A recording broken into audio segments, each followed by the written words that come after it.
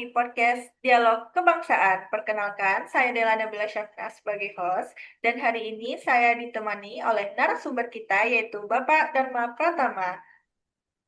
Halo Bapak Dharma Pratama, bagaimana kabarnya hari ini?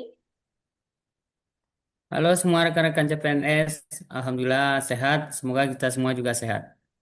Amin. Bapak, sebelum kita ngobrol panjang lebar, boleh dong perkenalkan dirinya terlebih dahulu? Boleh dong, tentu. Terima kasih sebelumnya Bu Della yang telah mengundang saya ke podcast pada hari ini. Perkenalkan, nama saya Dharma Pratama. Saya berdinas di Dinas Dakperingkop. Jabatan saya perencana Aldi Pertama. Nah, di sini akan berbagi sedikit pandangan tentang kebangsaan yang saya ketahui sedikit banyaknya. Mungkin itu host. Baiklah, teman-teman sekalian, tema kita hari ini adalah visualisasi bangsa yang dapat menggugah rasa cinta tanah air dan bangsa. Kedengarannya serius ya, tapi tenang, kita bahas santai saja ya teman-teman. Baik, Bapak Dharma, kalau kita dengar kata visualisasi bangsa, itu sebenarnya maksudnya apa ya? Baik, Bu Dela. Terima kasih sebelumnya saya ucapkan kepada host pada siang hari ini. Kalau menurut artiannya, visualisasi bangsa itu adalah bagaimana kita menggambarkan Indonesia, baik melalui gambar, video, maupun tindakan nyata yang menunjukkan identitas dan nilai bangsa kita. Jadi intinya gini nih Bu Dela, bagaimana kita menampilkan Indonesia supaya orang bisa merasakan kebanggaan terhadap bangsa ini. Mungkin itu eh, salah satu banyak Bu Dela. Baik, Bapak, berarti tidak harus hal besar ya, Pak ya?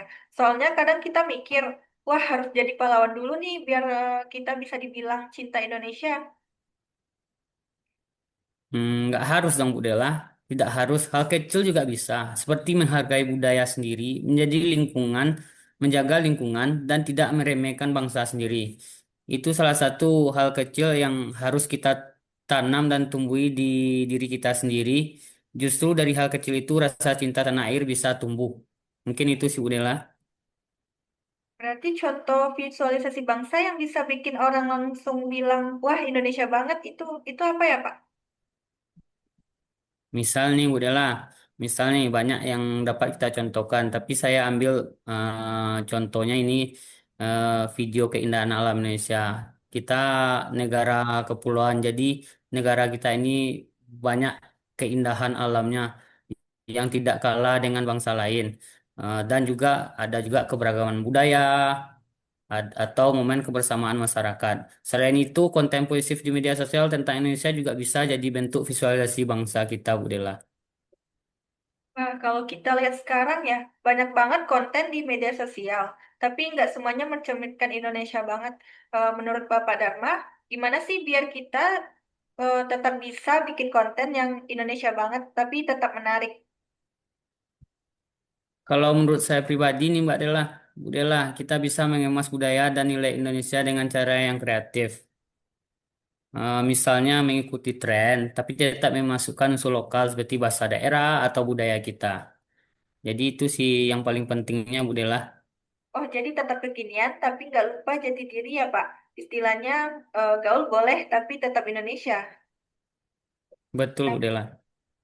Jujur aja nih Pak, kadang ada yang ngerasa budaya luar itu lebih keren. Menurut Bapak itu kenapa ya bisa terjadi?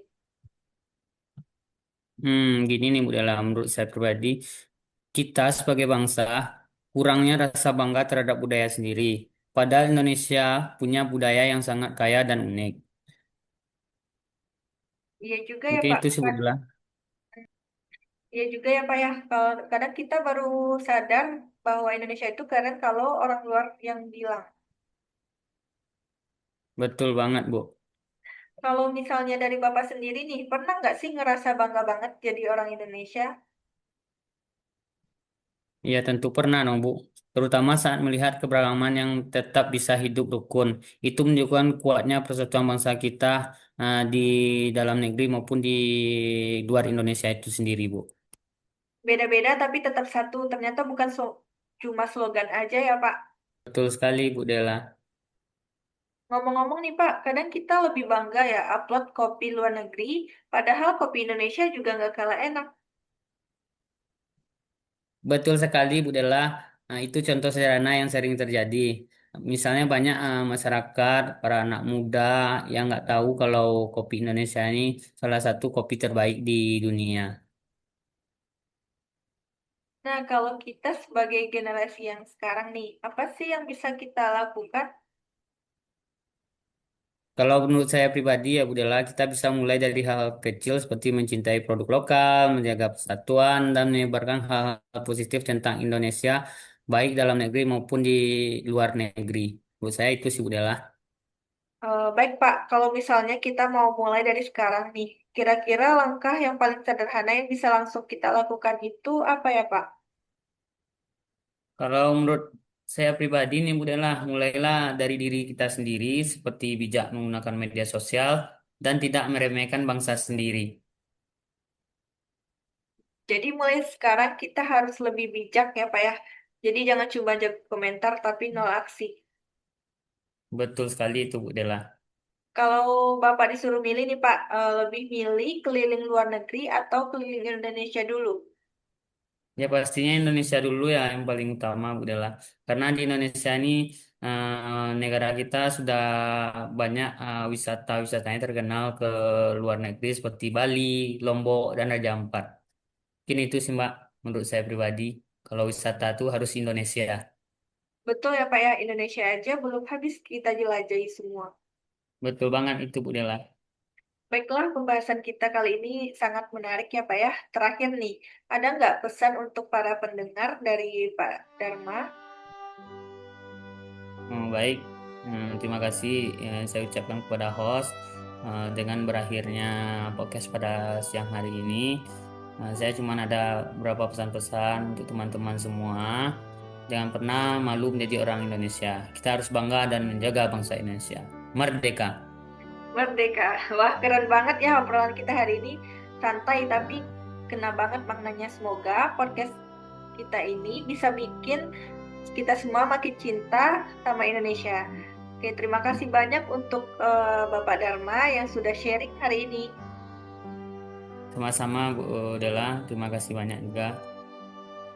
Baiklah, saya Dela Nabila Syafna pamit undur diri. Sampai jumpa di podcast berikutnya. Tetap bangga jadi Indonesia dan ingat, cinta tanah air itu bukan cuma kata-kata, tapi harus kita buktikan. Bye-bye. Bye-bye.